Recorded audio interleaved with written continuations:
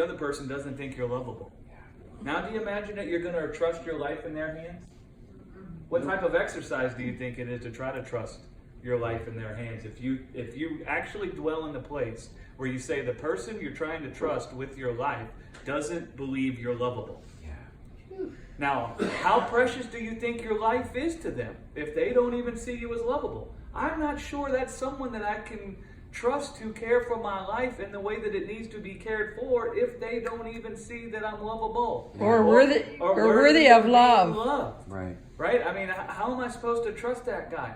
I mean, can you imagine a woman saying yes to a proposal if the man come and said to her, listen, I want to marry you, not because you're lovable, but because I'm so great.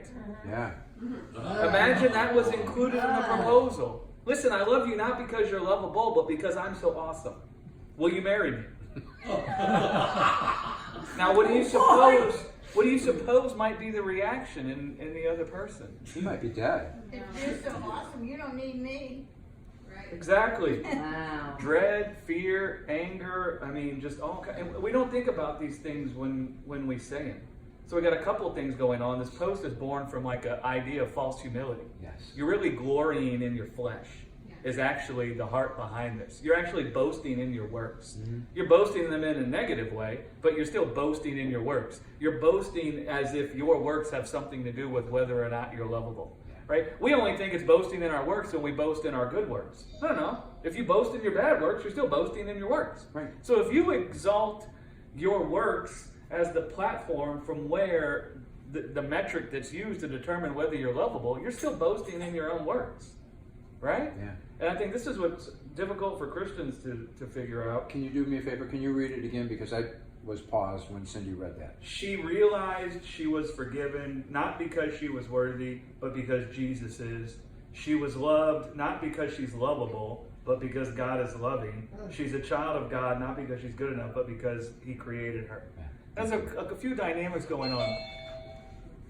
One, the foundation from which this is written is presupposing that God determines whether we're worthy or lovable by our works. Mm-hmm. Wow. Presupposing that idea. Yeah. So we judge ourselves and whether we're worthy or lovable by our works. And we judge other people that way. You can just walk around the world nonstop. Yeah. Right? We see someone we think is doing good stuff, we think they're the greatest. We see someone we think is doing bad stuff, oh, they suck. They deserve everything they got. Right? Yes. And then what we do is we transpose that onto God. Yes. And we assume that God is the same as us. And actually what we're doing is worshiping the creature instead of the creator. Mm-hmm. Right? Yep. We're worshiping ourselves instead of God in that situation. God never judged whether man was lovable or worthy of forgiveness based on their works. Right. That's not the platform that He reasons from. Right? And God judged whether man was lovable or not before Adam could even do right or wrong. So right or wrong has nothing to do with whether you're lovable to God or not. So why would a father love his child that he just saw being born? Because they're his. You bet. They come from Him. He looks at them and He sees His face in their face. He sees that they're His kind.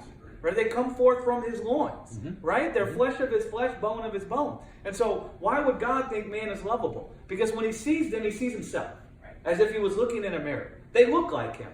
They remind Him of Himself. He knows they come forth from Him. They were cut from the rock. They're His kind. They're His people. They're His peeps. Yeah. Right?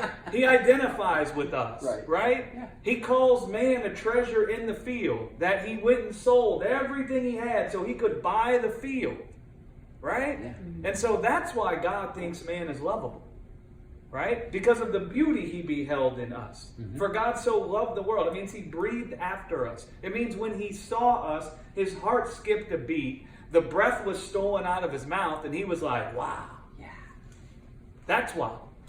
Right? Yeah. Listen, when I saw my wife coming walking down the stairs, I'd never even said a word to her edgewise. I knew she was worthy of love. I didn't have to hear her talk. I didn't have to see her act. I didn't have to hear what kind of money she had. I didn't have to hear her past history or whether she'd been a good little girl or not. I could just look at her and immediately, straight away, my heart said, she's worthy to be loved. Mm. Right? And so it's like that's how God determined whether we're lovable or not. because of the beauty he beholds in us. Right. The beauty he beholds in us has nothing to do with whether we've done right or wrong. Right. Right? That's not the metric that he uses to judge whether we're lovable or not. Do you see what I'm saying? Right. Does that make sense? Mm-hmm. And then when you get into worthy of forgiveness, right? Well, God judged that we're worthy of forgiveness because he saw how beautiful and valuable we were to him. People miss this, but in the scriptures it says God considers himself made rich in us. Right. He considers himself made rich in us. Where is that, Greg? In Ephesians chapter 2, or 1 or 2. We're God's inheritance. He's our inheritance. We're his inheritance. Right? We're his portion. He considers himself made rich in gaining us. So when God thought of whether we're worthy of forgiveness or not, he thought about the great value that we had. He thought about the great value that was contained in our lives. Right? We were a treasure to him. And so when he thought about forgiveness, we don't want to function from the wrong definition that we've used about forgiveness, which is being angry with somebody and then not being angry with somebody anymore. Forgiveness means to divorce one party from another party. So when we think of the forgiveness of sin, the wages of sin is death. So the forgiveness of sin could really be called the forgiveness of death. Yes. Now, how does that make sense based on our traditional view of what forgiveness is? The forgiveness of death. Who's mad at somebody because they're dying? No one's mad at anybody because they're dying. But we do find a thing in us when we see someone's dying that we feel is not right. And we feel that we want to send that death away from them. Right. And so the forgiveness of sin is that God looked at us, he saw that he created us for life and not death. And he said it's not right, based on the design I had for them, based on the dream I had in my heart for their life, it's not right that they're dying. Right. It's not right that they're in bondage to sin and death. So he came and forgave us, meaning he divorced us from our union to death. Right? And so God determined we were worthy of the forgiveness of sin before he sent his son. Right. That's why he sent his son. Mm-hmm. So he said they are worthy of having their death sent away from them. And that's why I'm going to do it. Right. Right? Yeah, God. People never think of that sequence, that he considered us worthy before he sent Jesus. Yeah, he didn't have to send Jesus. Yeah, right. He didn't have to send Jesus. Yeah. And so that's what I would say about that form of. Then I would say there's another aspect. And you want to use discernment when you're piping in on things like this. What I mean is, and I was going to say this to you, but I thought I can't do it on a text.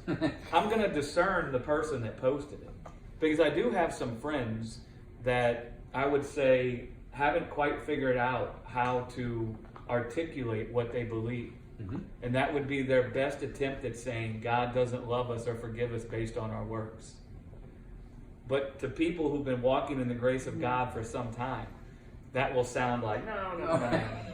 But I know there are some people that would say something like that in their best attempt to try and say that God doesn't love us or forgive us because of our works or because of our performance. That's their best attempt to try to say that, right? It's not a very good one, but that's where you're at some point, right? There's a time in my life where I would have said something like that, trying to say how beautiful I was to God. Yeah. Now, a person who's known how beautiful they are to God would be like, brother, you're missing it. You know? But we want to discern the hearts of people sometimes. Right. What are they trying to say instead of what did they say? Yeah. I don't want to be legalistic about their terminology. I want to look at what's in their heart and what are they trying to say. Wow. And that's what I want to receive. I don't want to go forward putting my definitions of those things onto them, because my definitions might not be their definitions. Sure. Right? Do you see what I'm saying? Mm-hmm. And so as we walk forward in life and we interact with Christians that are on various stages of their journey, right, Sue? Absolutely. Various stages of their journey with God, their understanding of the gospel, right? And we want to try to be able to get along and walk with those people, no matter where they're at, without alienating them over their terminology or inability to articulate the truth yet, right? I know in my own life it took me years to figure out how to say this, because I never heard no one say it. Mm-hmm. And so I didn't know how to say it. And it took me years to figure out how. And I'm still not very good at saying it. Right? And so those are the things I would caution against. We have this thing where it's clearly written from the foundation of someone judging what God thinks by our works. Right. God doesn't judge what he thinks about us by our works. Right. So it says he chose Jacob before they were born. Jacob and Esau, he chose Jacob before they were born to demonstrate that it had nothing to do with works. Yeah. Right? Yeah. The election is of grace, not of works. Right. Right? So we don't want to mix in our works when we try to reason about how God feels for us. Mm-hmm. That's carnal. It's not spiritual. Right. Then we have a person that's just trying to say, man, God loves me and has nothing to do with my works. And they say a thing like that. Right? Yeah. Does everybody see that? Does that make sense? Because you're going to hang out with a lot of different Christians. Sure. And some of them may be in a baby stage. And I don't mean that in a rude way, because there's no shame in being in the beginning stages of walking with God. Right. A baby Christian is not less than a mature Christian. A child in the faith is not less than a father in the faith. Right? I mean, the faith by necessity makes everyone equal. Right. And should a father think they're better than the child, they're not a father. Mm-hmm. That's the first thing you know. Right? And so we want to be able to move in and out of these circles and still connect with people without alienating them. Right? Over doctrinal matters if we can. It doesn't mean we don't give a testimony of the truth or that we don't come in and say Sure. things that are the truth. Right. But we want to just recognize where people are at and try and have some type of camaraderie. Yeah. Right? Yeah. Bill. Does that make sense? Yes. Does everybody see that?